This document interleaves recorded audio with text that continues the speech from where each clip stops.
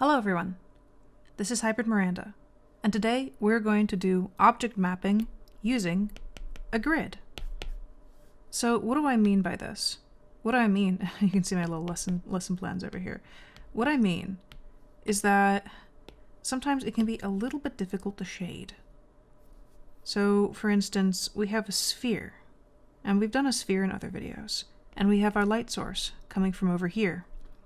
Now, if you've been experienced in doing the art, you automatically will know you can just shade like here, and then you're going to have a little bit of a, reflection off of the surface it's sitting on, which means the darkest area is going to be there. Bam, we're done. And you know that if you tilt the light source to make sure it's coming down in this direction instead of directly sideways, that your highlight is going to hit here. And then that your main shadow is going to be right over there with the darkest part along the edge. But that's if you're experienced. What if you're new? Or what if you have a very complicated shape? This is where I developed object mapping. Now, what is object mapping? Let me show you. It's also not just me who developed it. I learned this from my art professor, and then I turned it into something I could teach to other people. So what object mapping is using a grid. If you've seen like a 3D model, for instance, of a Pixar character, you'll see all those lines going over their body. For instance, like if you see, an arm coming down over here, and then the hand is like that, and it's reaching out to something. Let's do a very, very quick area like that. So you see that arm, and then you're going to see a grid going over it in certain areas. It looks kind of like that. And then it'll wrap around in the finger area, and it'll go under the hand, and then wrap around more on every single finger. This is the grid that the computer comes with. And this grid is kind of how you can visualize the shape of the object without actually seeing its shadows or seeing extra lines like a cartoonist would draw. Now, why is this grid important for us? This grid is important because it'll help you calculate where your light is coming from. Now, this might sound a little bit wild. It is a little bit of a weird concept. But it's helpful if you're a little bit bad at visualizing things. So imagine our light is coming down from a 3/4 view. You see kind of like the shape of the lamp here, and so we have the light coming directly down like that. Using this grid, you'll be able to kind of tell, you'll be able to see in your head that this is a cylinder. Okay, this isn't the best way of putting it. Okay, so this arm is a cylinder, and I'm going to be going over this in other videos, but this arm here is a cylinder. And so if you take that cylinder and you draw it from the side, just directly from a side view, it'll look a little bit like this if you draw all those lines, and then you have the regular lines spacing downways. And our light source is coming from directly above. Now, if you look at this from the side, so we're switching this into a front view instead of a side view. So that's what that cylinder is going to look like from the front, and the light is still coming down directly above. It's only hitting at the halfway mark.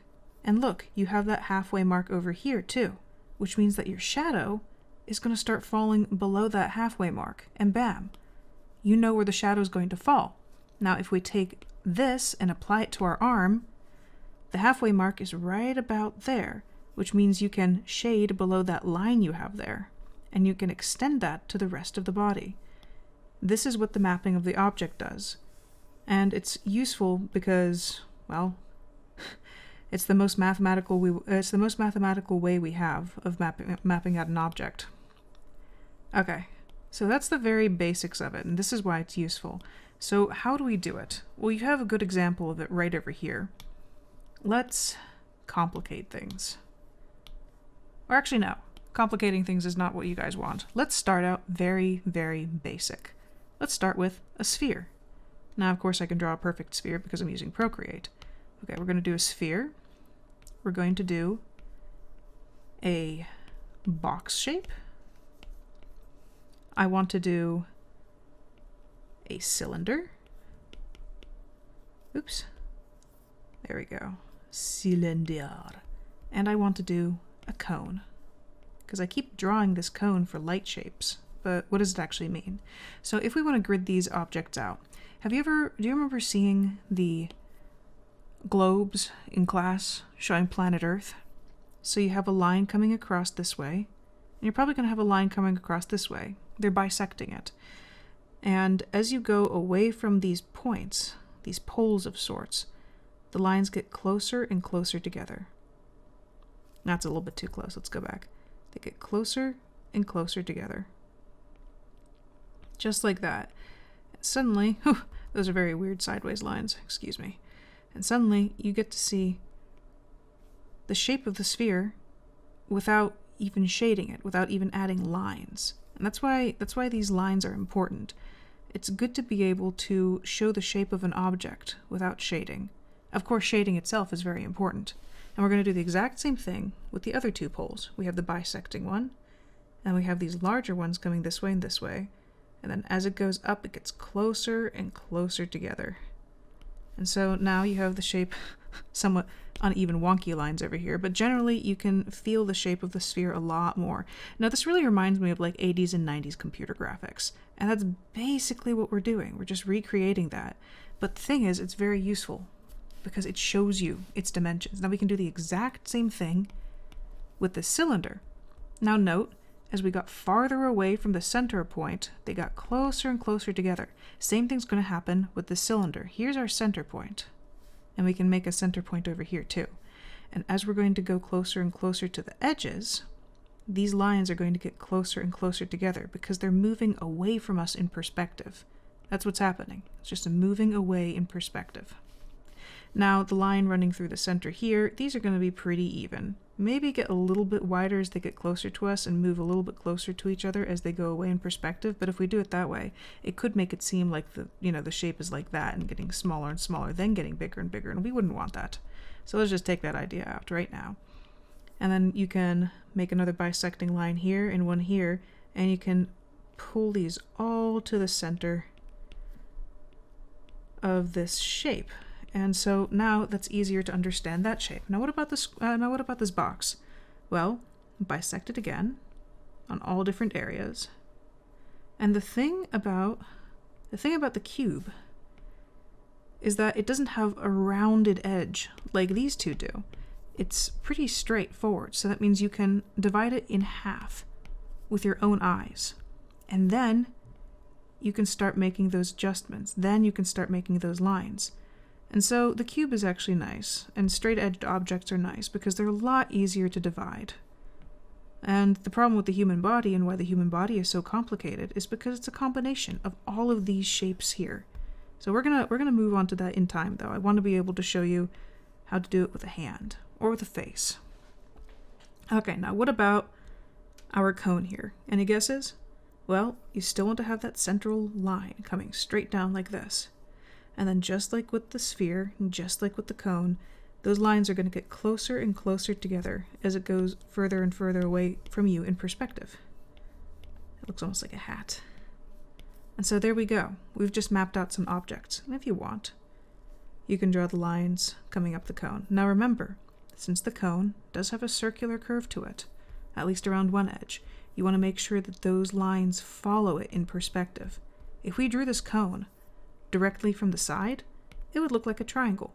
And so you would still get those crazy lines coming and getting closer and closer, but your lines would be going straight across. See? We just shifted it downwards in perspective so we can see its circular curve. Now, let's try adding a light to some of these. I'm gonna grab maybe orange or maybe a nice turquoise. Turquoise is my favorite color. So here go all the layers. So I'm going to make my light source directly above for this particular example. Now, as we saw before, just imagine. Actually, we don't even need to imagine. We know our center line is coming this way, and we know that the light is hitting along these edges. So you'll know that the shading comes down like this. I don't want to make it too dark so we can still see some of those lines, and then it's going to get a little bit lighter as it comes upwards. Bam! Then the dark one down along the bottom edge. So there. We've shaded the first one. That was easy. Now, what about this cube? Say our light is coming as if it was sitting right here and shining directly at that one single face. We can make it like the Pixar lamp. There we go. So it's going bam right against that face. Well, it means that this face is going to be extremely illuminated. And then these two faces are not going to be illuminated. And in this situation, the lines don't do much because these faces are so well defined. There you go. Easy as pie. Now, what if this was your main light, but there was another light from over here? It was just maybe a little bit brighter. Not brighter. Maybe it was a little bit darker than this one, but not by much. Let's give it a different color. Let's make it a little bit lighter. So we have another one coming from over here. Well, that just means that this light color is going to be up here and hitting along that face. The angle that it's coming at, see, it cannot affect this face or this face, especially when this light here is so bright that it's blasting along that one. That got a little bit complicated. Let's move on to the cylinder. Just like with the light up here, and I'm going to pick this color right back up, just like with the light right over here, we're going to have the light shining directly downwards. So we find the bisecting line again, and we shade under it, just like that. And then you can gently pull it upwards. Now, why did we pull it upwards like that? Here's why. Because it has a curve on it. If you look at, that's a weird shape. If you look at our shape from the side, and let's make sure it's an actual circle. Have a bisecting line here, and maybe two running over here, and two running over here. And the main light is hitting, and we can break this down into faces. That'll be even easier. Let me choose a different color. Now, why are the faces important? See, we have 1, 2, 3, 4, and then it goes straight down. 3, 4, straight down, and everything below that is in shadow, so we don't need to worry about the shaded part. So let's say, what color would be good for this? I think something nice and cheerful and bright. Yeah, let's just use yellow. This is going to be a yellow light coming down over here. We're working with light angles right now. So the light over here is coming down and bouncing directly off almost, just like that. This is a little bit of physics here. So bam, bam, it's coming down directly and hitting off to the viewer's eyeball. Let's make somebody looking at it right here. Oop, there's their nose. They look kind of confused. They're trying to figure out light too. So this light is coming and bouncing directly into their eye. But here, let me erase some of this so it's not quite as confusing. Why am I an airbrush? I almost never use airbrush. So you have the first beam of light coming and hitting off of this face right here, and it's really bright. And you have another beam of light coming and hitting this way. Look at that. It's not going directly to their eye. It's coming off and hitting that edge. In fact, I believe that's the wrong angle. I think it should be coming off more like that. So it's coming and it's bouncing off of this, which means that there is less light making it to your eye. And now the final one, all the way down here, there's barely any coming over there. So what does that mean for us as the viewer? That means that this surface here on the top of the curve is going to be really bright. And the next one down, since there isn't as much light, will be darker. And then all the way down, where it's barely hitting, it's going to be the darkest, and then you fall into blackness. Now let's take that over here. Where's our yellow light hitting compared to here? Our yellow light is hitting on that plane, right there. And then our next level of light is going to be hitting along the sides. Just kind of like that. At that point on that side, you're not going to see much anymore. And then the third level of light, this dark red, because this is near that this is near the it's right next to the bisection. See, right here is this line right here. You're going to get the least amount of visible light we can see bouncing off of that surface. And then, just like down here, there's not much light shining there, so it's going to fall into darkness. So that's why we can use these grids to calculate things, and that's why you want to pay attention to your angles of reflection, because they really do matter. So now, what about this guy? Imagine the light is shining directly from our eyeballs. Imagine our eyeballs could glow. So you're going to get the shading on the edges, and just like with the other ones, it's going to get lighter and lighter as it moves towards our light source. Shading along the edges and moving lighter and lighter. And then you're going to have your light source. Imagine our eyes were glowing green.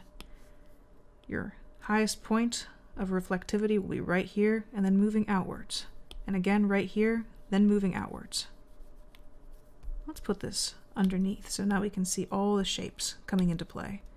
Look at all those shapes. Okay, so what's next? We now know how the light is bouncing off of different objects and why we want to use the grid to get a particular effect. What about something like an arm? Let me quickly draw an arm for you guys, because that's a pretty complicated shape. Actually, no, let's not do an arm. Let's do, oh, we already have an arm there. Let's import a picture. Maybe one of my pictures. Let's import one of my pictures. Okay, so we're going to be working with Yogasu. Yogasu is one of the captains of Thordwin. He's very good at flying things, but for now he's just going to sit here and he's going to be our model. I'm going to use a nice contrasting color so we can see things better. And let's use the line art brush. So just like the first time, and I'm going to turn on the drawing guide so that we have some symmetry here. Oop, look at that. He's directly symmetrical. That works perfectly for us. Now whatever I draw comes onto the other side. Ha ha ha. Now I'm going to outline his eye shape just so we have the basic shapes down. There's an eye shape. We don't really need to work with the eyebrows at the moment. So we have the eye shape, and we have the line bisecting his face. Now, see the way the shadows roll? And see the way his nose pops forward in perspective? Imagine that this right here was the center point. So that's where our center of perspective is. His nose is going to come upwards in perspective, like that. You can kind of imagine where all this is going. And you can see he has a little bit of a bag under his eye, so it's going to roll over. It's going to wrap around his cheek. So again, we're going to do that and have it wrap around his cheek. And this is going to curve all the way over because of his nose. And it's going to wrap around his cheek. And now what about the lines coming straight up and down? If we have one right over here, it's going to kind of come out and then wrap around his brow here. See that? Because that shape is right there. It's pushing outwards, so we need to help it push out in perspective, just like with the circle, just like with the sphere. And it's going to come down, and it's going to wrap around his jawline, come all the way down, come on you, come all the way down and around his chin. And it's probably going to end up somewhere over here. So what other lines can we do? What about his eyes? His eyes could be pretty complicated. Now, we could outline it like 3D modelers do, or we could outline it to help us understand. So let's outline it to help us understand. I'm going to draw another line coming down. It's going to wrap harshly around because that's a very, very dark area. See, the shadow over here shows you how much the object, how much the plane, the surface, is dipping inwards. And then the bright area of his lid shows you how much it's coming outwards. And so we can do that again here. Look, it's dark, so it's going downwards. And it comes out again, it wraps downwards, and comes under the chin. And you have these lines coming down this way. See how it's starting to look like a computer grid or a character on a screen? Here we go again like this. Out, out. Now this is a little bit more difficult because it's kind of straight in front of us perspective-wise. So I'm just going to wrap it like that. And then down. Oh, and a little bit out because he has that Adam's apple. So we have some of the face mapped out. Now with the forehead, since it's coming away from us in perspective, oops, it can wrap downwards like this. And same thing with here. And now a little bit in because he has the temples of his face. Now this way, along his brow, wrap downwards, and just like that. And over here, this one will be hard because it has to dip inwards, then come up over his lid, and then go to the side. And now we can make this one right into the center of his eyes. It's going to bip like that and go sideways. Now this one's going to come under and follow along the curvature of his eyes, and it's still going to come upwards. Oh, but look at that. I didn't realize that we had that right there. So let's do this another way. Just like that, follow the curvature of his eyes, and then around his sharp high cheeks. And now what about the rest of his face? Maybe you should have a line coming this way, hitting here, and coming around, defining his nose shape. And that means that these ones here, it has to come down, because look at that sharp jawline he has there, those high cheekbones, and now it'll be normal. And this one, same thing, around that sharp jawline, a little bit normal. And now here and here. Now, I know some of you probably want to learn how to do lips. Maybe I should have chosen a character that actually had lips. So awesome. Now what about these? Maybe we can put in that there and some other lines to define the fact that he has under his nose. Another line here to define that shape right there. And maybe just put in a few more trying to define the shape of his nose here, because that is a very, very shapely nose.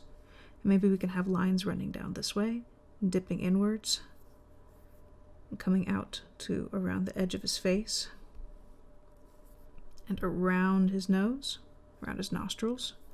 Maybe we can have, they come in this way, and they will come all the way out, jump down, and finally conclude right there. Now, of course, the shape of the eyes is going to be easy because it is a sphere, and we learned about spheres. So we just have to make these lines like this, and then it'll come downwards, defining the shape of the sphere. And again, it starts going outwards like this. And again, outwards on the other end. Round, round, rounded. Now, we don't really do anything with the eyebrows because they're kind of sitting on top of his facial structure. But now we have this, and let's just finish up with the neck here. Again, it's below the perspective line, so this line is wrapping downwards. Just like that. Just like that. Actually, these ones will be a little bit lower, but that's fine. And maybe use one of these to define the edge of his head. So let's turn off the picture. Look at that. We were able to define the shape of the face simply with grid lines. Isn't that cool? Now, this is going to be a bit more complicated. Let's try shading it. We're going to keep using his face here as a guide, but I'm going to turn it down a lot. And let's make a shading layer. And let's get something nice to shade with. I like Nico Roll. It's one of my favorites. And let's go jump back to turquoise for shading, because it's one of my favorites too. So, where is our light source going to come from? Let's imagine that it's coming directly from the side. Bam, just like that. Well, looking at the center line of his face, maybe this will be a bit too dark, let's go to Tamar. Looking at the center line of his face, we know that right over here should be a shadow, immediately, because it's coming across the midline of his face. I'm just gonna volumetrically shade this in. We'll learn about volumetric shading in another time. It's actually pretty important. So volumetrically shade his face in right here. And now what else though? Using just the grid, look at that. We need to go at the halfway point again. And now using this line coming across this way, we can see that there's probably going to be there's going to be a shadow cast right from there. And just a tip, darken this and then make it lighter on the edge, because that'll actually let you define the edge of your drawing. So now what? What other things can we shade? Well, look at the way this dips in right over there. That means that there's probably going to be some shading right over here. And again, it dips in, so you want to shade it right over here as well. And now the same thing, this is dipping inwards, so you're probably going to get a little bit of a shadow running right along that edge.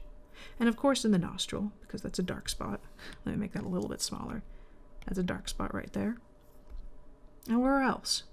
Well, if you remember from the way the angles work, the light is hitting right about here, very directly, so that's going to be your brightest spots. But then it's not hitting as much on that angle or down here, so you're probably going to see a shadow over there, since the light isn't directly contacting that as much. So you can put a little bit of a shadow over here. Remember, it's hitting that nostril side very directly. You're going to move it lighter and lighter as it goes closer and closer to the light source. Same thing down here. Remember, it's slightly spherical, you can see by the curvation. Curvation, I don't even know if that's a word. So you're going to move that brighter and brighter. And again, this is our highlight point. So you might get a little bit of a shadow running down this area. You might get a little bit over here. And you're going to get a gradation coming this way. And again, look, it's curving away, so you're going to get a dark spot in here. You're going to get a dark spot over there, and one down here. Let's make it a little bit nicer, though. And you're going to get a dark spot over here because of how shadowed that is, how it's curving out like that. It's obviously going to be a little bit darker right there. And then you can shade the other nostril. You can shade right in here because it is exactly opposite of the light source. So that's going to be one of your darkest areas. And then just push the shadow that way. And there might be a little bit of gradation here. Maybe a little bit there because you can see this part is pushing outwards. This line right here is pushing outwards, which means our light source is going to be hitting it very directly. So then you accentuate this being bright by putting a little bit of dark right there. So what happens if we turn off our light source for a little bit? Not our light source. What happens if we turn off our picture? Look at that. We have it shaded. Isn't that cool? Now what happens if we turn off the grid? Wow, it looks like the base shading of a human face. And that is how you use lines to grid out an object to help you shade it. This is obviously a pretty advanced concept, and I'm not expecting you to get it over and over again. But if I was going to give you something to practice on, and let me just get rid of this.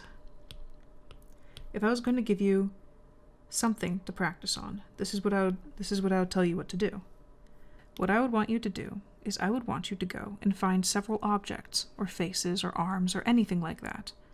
So for instance, here's a slightly blurry picture of my father's hand. I would want you to go in, grab a brush that you like, maybe bright red, and you can also do this, if you're doing this traditionally, you can do it by getting a nice see-through piece of paper, like for tracing. It's exactly what you need. Get a piece of tracing paper and get some photos from magazines and tape your paper in place and copy over it. So, I want you to grab your photo and imagine what the lines will be like. He has some knuckles coming up this way, so you're gonna get some bumps coming over the knuckles. And then you're going to have circular shape coming down on the fingers. He has wide fingers, doesn't he? You have circular shapes coming down the fingers, defining the fact that that is moving away from you in perspective, because these fingers are just cylinders, and they're moving away. And I'm going to be going over this in one of my other videos. It's actually pretty important to understand the shape of the object you're drawing. So you have those cylinders moving away from you in perspective like this, and then you have the shape of the hand coming just like that. And then the same thing with this thumb. This thumb is a cylinder moving away from you in perspective, or aiming away is a better way of putting it. So then you can start using these lines to contour that way, and you can use these lines to run right along the edge and contour like that.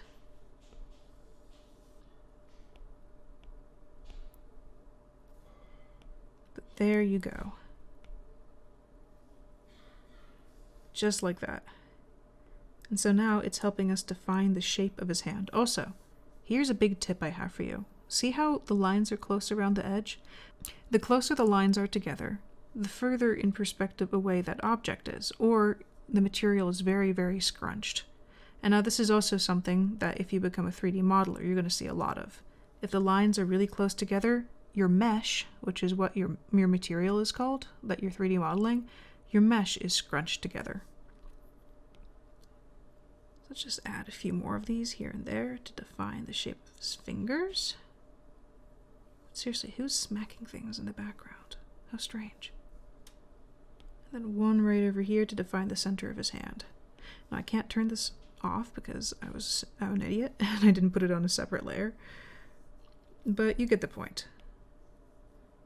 And that is how you object map. So just find a few pictures that you like and try to find out what their shape is using these lines, and then see if you can put in a different light source and make the light source different from the original pictures.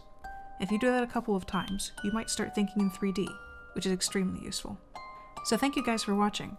I have more links to more lessons down below, as well as gaming and an audiobook, but I'm not so sure you'd be after that. As always, I'll see you later. If you want any other tutorials, make sure to comment them, because then I'll know what to add to the list. And you can see in the description, again, in the description, what other things I have planned to teach. You guys have a good day, stay safe, and be well. Bye-bye!